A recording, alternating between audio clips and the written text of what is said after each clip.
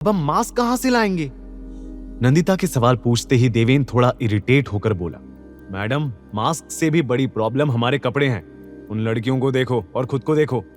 नंदिता अपने blue night suit की तरफ देख रही थी। तभी देवेन आगे बोला, ऐसे जाओगी तो वो गार्ड देखते ही उल्टे पैर वापस भेज देगा, और बाय चांस अंदर चले भी गए तो सभी की नजरें तुम पर अटक जाएंगी कि ये अजूबा कहां से आया है।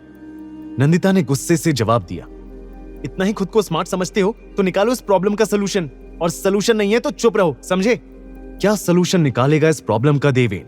क्या होगा इस मास्क्ड थीम पार्टी में? क्या देवेन अपने प्लान में कामयाब हो पाएगा या टोनी और नंदिता के साथ आज किसी बहुत बड़ी मुसीबत में फंस जाएगा? बताओ देवेन, कैसे जाएंगे अंदर?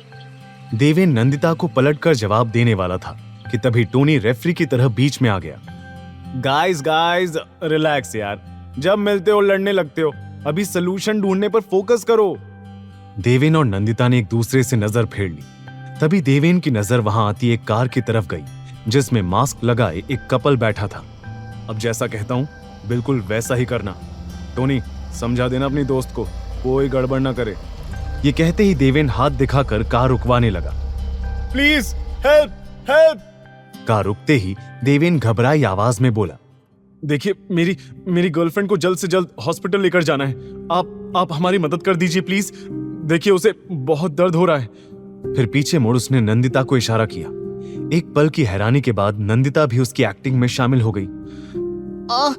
मेरा पेट सच में बहुत दर्द कर रहा है, प्लीज हेल्प। वो कपल जैसे ही उनकी मदद के लिए कार से बाहर आया, देवेन ने कुछ ऐसा किया जिसे देखकर नंदिता और टोनी दोनों की आंखें फट गई। देवेन! नंदिता और टोनी दोनों चीख पड़े क्योंकि देवेन ने पल भर में वहां खड़े कपल के गले का कोई पॉइंट दबाकर उन्हें बेहोश कर दिया था।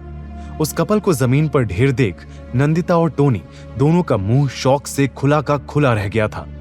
ये क्या किया तुमने देवेन? कहते हुए नंदिता टेंशन में उस कपल को चेक करने लगी, पर देवेन ने बड़ी बेपरवाही से जवाब दिया, डोंट वरी, जिंदा है, बस बेहोश किया है। चलो, एटलीस्ट कपड़ों का तो इंतजाम हो गया। ये सुन जहां नंदिता उसे गुस्से से घूर रही थी, वहीं टोनी ने एक्साइटेड टोन में कहा, वो ब्रो, तुझे ये टेक्निक भी आती है? ऑसम! मुझे भी सिखाना। कुछ नहीं करना, बस गर्दन का एक पॉइंट दबाओ और सामने वाली पार्टी आउट। टोनी का ये एक्साइटमेंट शुरू होते ही खत्म हो गया जब देवेन को गुस्से से घूर रही नंदिता ने कहा, चोरी छिपे गर्ल्स हॉस्टल में घुसना, हैकिंग करना, बैल्कनी से कूदना और अब कपड़े चुराने के लिए ऐसे बेहोश करना, कंफर्म है तुम एक सर्टिफाइड क्रिमिनल हो मिस्टर देवेन। भूलो मत, इसी क्रिमिनल की वजह से तुम्हारे गर्ल्स हॉस्टल की बहुत लड़कियों की जान बचने वाली है। तो ये तानों को थैंक यू में बदल लो, बेहतर रहेगा। अब चलो, तुम उस लड़की के कपड़ों से अपने कपड़े बदल लो और मैं इस लड़के के साथ कर लेता हूँ। देवेन के ये कहते ही वहां खड़ा टोनी झट से बोला, और मैं? डोंट टेल मी, इस बार भी मुझे बाहर रहने की ड्यूटी मिली है। देवेन ने सॉरी स्माइल के साथ जवाब दिया, टोनी यार, माफ करना, पर तू किसी भी भेस में अंदर जाएगा तो पकड़ा जाएगा। पर तू चिंता मत कर, तेरे लिए मेरे पास एक और इम्पोर्टेंट काम है। देवेन अपनी बात पूरी कर पाता कि तभी नंदिता बोली, पर मैं क्या ऐसे खुले में चेंज करूंगी? वैसे तुम्हें कोई रोक नहीं रहा, पर फिलहाल के लिए कार की बैक सीट में चली जाओ। टोनी, पहले इस बेहोश पड़ी लड़की को बैक सीट पर बिठा दे, और नंदिता जी, फिर आप अपना ये सुंदर सुशील संस्कारी रूप छोड़कर जरा सेक्सी, शातिर, स्टाइलिश रूप में आ जाना। देवेन के कहने पर टोनी ने उस लड़की को बैक सीट पर लेटा दिया और वापस आ गया। नंदिता अब तक वहीं खड़ी थी।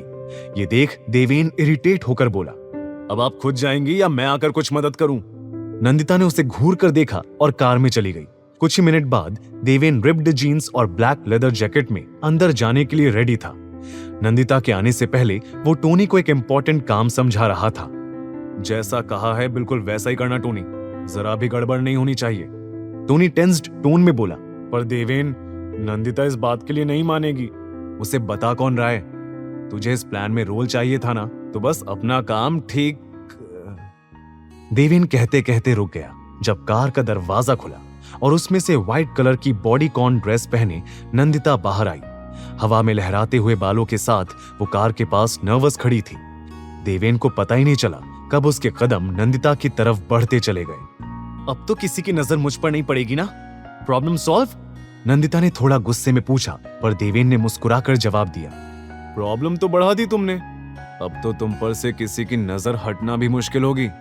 जहां देवेन उसकी खूबसूरती में खोया था, वहीं नंदिता उसकी आंखों में। दोनों एक पल के लिए आसपास का सब भूल ही गए थे, पर तभी टोनी ने छेड़ते हुए कहा, ये एक दूसरे को निहारने का कॉन्टेस्ट बाद में कर लेना, अभी मिशन पर फोकस करें। नंदिता ने तुरंत अपनी नजरें फेर ली और अपना ब्लशिंग फेस छुपाते हुए सीधा फार्म हाउस की तरफ कदम बढ़ाने लगी। देवेन भी दबी मुस्कान के साथ तुरंत उसके पीछे आया। ओ राजधानी एक्सप्रेस, रुको, ये मास्क तो पहन लो। नंदिता ने बिना कुछ कहे उसके हाथ से व्हाइट मास्क लेकर पहन लिया। देवेन भी ब्लैक मास्क लगाकर बोला, अब ध्यान से सुनो, अंदर जाकर ऐसे पेश आना कि तुम्हारे लिए पार्टीज में आना बहुत ही कॉमन बात है, ओके? नंदिता ने बात को समझा और देवेन के साथ कॉन्फिडेंटली फार्म हाउस में एंटर हो गई। आगे की कहानी जानने के लिए देखिए अगला एपिसोड सिर्फ पॉकेट एफएम के यूट्यूब चैनल पर, और हीरोगिरी के सारे एपिसोड्स को सुनने के लिए डिस्क्रिप्शन में दी लिंक से डाउनलोड करें पॉकेट एफएम ऐप।